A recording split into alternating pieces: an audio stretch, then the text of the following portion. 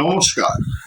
মুক্ত কণ্ঠের পক্ষ থেকে আপনার কথা নিয়ে আমি আশীষ বসু। বিকাশ বাবু যতই মসিহা সাজু, উনি অত বড় মসিহা নন।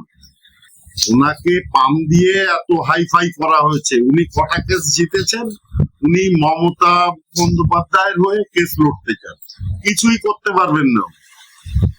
মমতা ব্যানার্জিকে বাঁচানোর ক্ষমতা ওই ওনার নেই। উনি স্বার্থপর একজন স্বার্থান্বেষী হামপন্থী একটা ভালো লোক নন। বিকাশ রঞ্জন ভট্টাচার্য ভালো লোক নন। আপনারা বিশ্লেষণ করুন ওনার চরিত্র, বুঝতে পারবেন। ওনারা চেষ্টা করছেন মমতা ব্যানার্জির সাথে মিলে একটা দাঙ্গা হোক পশ্চিমবঙ্গে।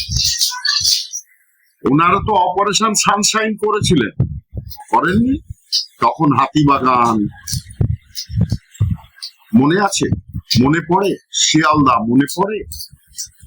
এখন ওনারা সব ভুলে গেছে। ওই গরুর মাংস খাওয়ার সাথে সাথে ওনার মাথাটাও গেছে। উনি একটু শুয়োরের মাংস খেয়ে দেখান না, পারবেন না। এই তৃণমূল এখন গণশত্রু। সব জায়গায় দেখুন কি অবস্থা সৃষ্টি হয়েছে। যেখানে পাচ্ছে জুতো দিয়ে, ঝাঁটা দিয়ে, যেখান দিয়ে পাচ্ছে তবলা বাজাচ্ছে। আর এই বিকাশ বাবুরও ওই রকম হওয়া উচিত। ওনারও শিক্ষা হওয়া উচিত যে উনি যা বলছেন তাই ঠিক না। সম্মান করে লোকে, সম্মানটা রক্ষা করতে শিখুন। ফালতু নিয়ে এই মমতা ব্যানার্জিকে বাঁচানোর ক্ষমতা ওনার নেই, এটা পরিষ্কার কথা। পারলে উনি বাঁচিয়ে দেখান। আর অভিষেক তো দুদিন পরেই পালালো। ওর তো মোটামুটি খবর হয়ে গেছে।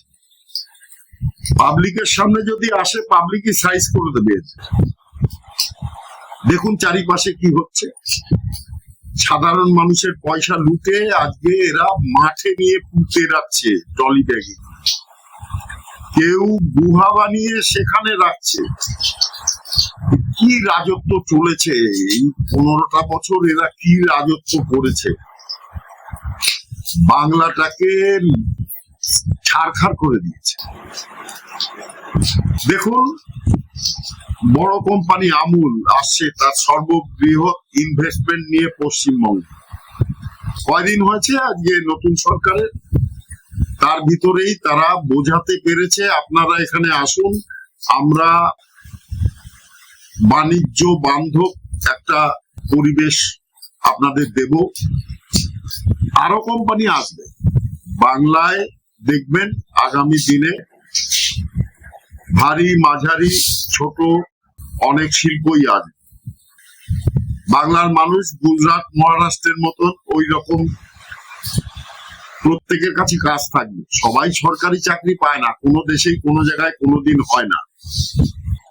প্রাইভেট সেক্টর না থাকলে সরকারি সেক্টরও চলে না। আগামী দিনে দেখুন কি পরিস্থিতিটা আসে। অবশ্যই আসবে। যেভাবে উদ্যোগ নিয়েছে শুভেন্দু অধিকারী সরকার, তাতে এরা দিল্লির সাথে সহযোগিতায় এরা শিল্পপতিদের ডাকছে, ঘোষণা করেছে কোনো ইউনিয়নবাজি চলবে না, কোন রকম ধর্মঘট ওইভাবে চলবে না।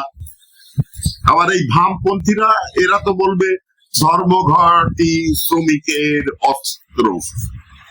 তোমরা 34 বছরে কোন অস্ত্র প্রয়োগ করে, সবই তো ধর্মঘট করে বাংলাটাকে শেষ করে দিয়েছে। কিছুই আর অবশিষ্ট রাখি। যেটুকু অবশিষ্ট ছিল সেটুকু এই মমতা ব্যানার্জি এসে করে দিয়েছে। মমতা ব্যানার্জির সাথে এখন আবার এই ভাম পাম গ্রাম এরা সব মিলে আবার জোট বাঁধছে, সব সাইজ হয়ে যাবে। আর হ্যাঁ, ভারতীয় জনতা পার্টি এবার জিতেছে সাধারণ মানুষের সমর্থনে। সেই সমর্থন তারা পেয়েছে একটাই কারণে, তৃণমূল গণশত্রু এবং এই সিপিএম কংগ্রেস যারা এরা সাধারণ মানুষের জন্য ভাবেনি, তাদের বিপক্ষে ভোট দেওয়া। ভারতীয় জনতা পার্টি সেই কারণেই জিতেছে। তো ভারতীয় জনতা পার্টিতে এদের কোনো স্থান নেই, আর এদের যদি স্থান ভারতীয় জনতা পার্টি দেয়, জনতা পার্টিও লুপ্ত হয়ে যাবে এদেরই মতো। যেমন কংগ্রেস লুপ্ত হয়ে গেছে, সিপিএম লুপ্ত হয়ে গেছে, তৃণমূল তো লুপ্ত প্রায়। তো ভারতীয় জনতা পার্টি যদি এদের আশ্রয় দেয়, তো ভারতীয় জনতা পার্টিও ভবিষ্যতে লুপ্ত হয়ে যাবে।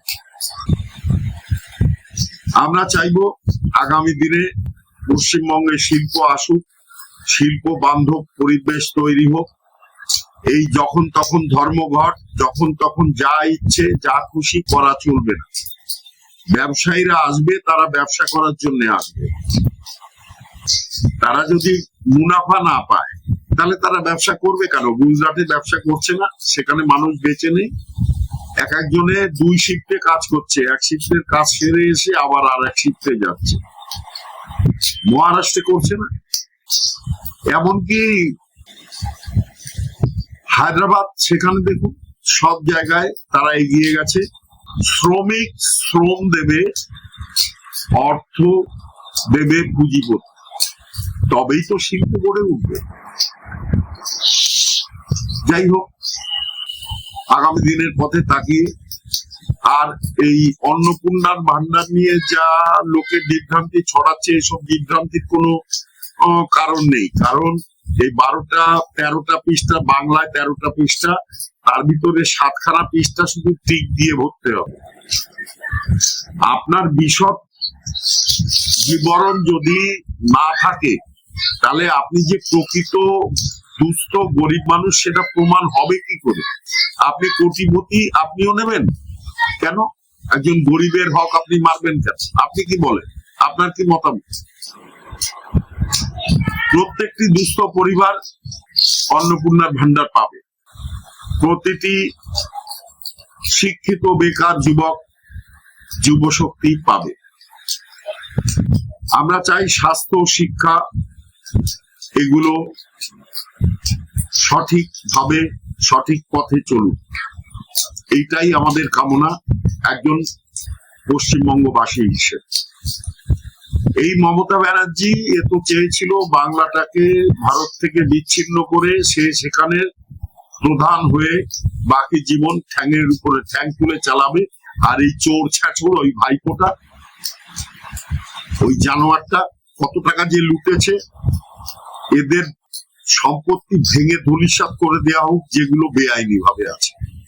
হ্যাঁ, এদের আইনি যা আছে সেগুলো রক্ষা করা হবে এই সরকারের পক্ষে, কিন্তু বেআইনি যার যা আছে সেগুলো ধূলিসাৎ করে দেওয়া হবে।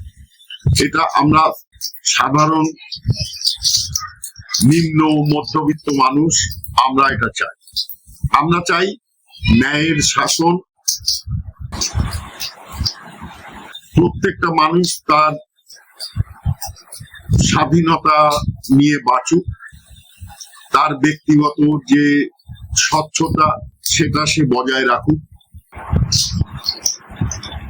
আমাদের কিছুদিন সময় দিতে হবে। ওর ছুরি তো দিয়ে বললে তো আর হয় না। একটা 50 বছরের সরকার যেটাকে ভেঙে চুরে গুড়িয়ে দিয়েছে, সেটাকে সঠিকভাবে সাজিয়ে তুলতে গেলে কিছুটা সময় তো লাগবে। সেই সময়টা এই সরকারকে দিতে হবে। আমরা যদি বলি তোমায় ভোটে জিতিয়েছি, ব্যাস এক্ষুনি সবকিছু করে দেওয়া সম্ভব হয় না। সবকিছুর একটা সময় লাগে, সে সময়টা এই সরকারকে দিতে হবে। হ্যাঁ, আপনারা সঠিকভাবে নজর রাখুন সরকার কোনো ভুল করছে। যদি ভুল করে প্রতিবাদ করতে হবে, ধরিয়ে দিতে হবে সেই ভুল। তবে এখনো অবধি এই সরকার যতটা যা কিছু করেছে সঠিকভাবেই করেছে। আপনিও যা দেখছেন আমিও তাই দেখছি। আমার তো মনে হচ্ছে কাজগুলো যেগুলো হচ্ছে ভালোই হচ্ছে। আশা করছি ভবিষ্যৎটাও ভালোই হবে।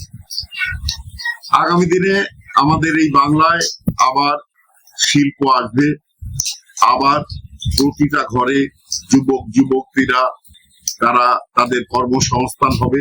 সবাই সরকারি চাকরি পায় না, কোনো দেশেই পায় না, এখানেও পাবে না। যদি কেউ এই আশা দেখায় সেটা ভুল, আর যদি কেউ এইটা দিয়ে আপনাদের উস্কায় সেটাও ভুল। তাদের প্রত্যাখ্যান করুন। যাই হোক, ভারত মাতা কি জয়, জয় শ্রীরাম।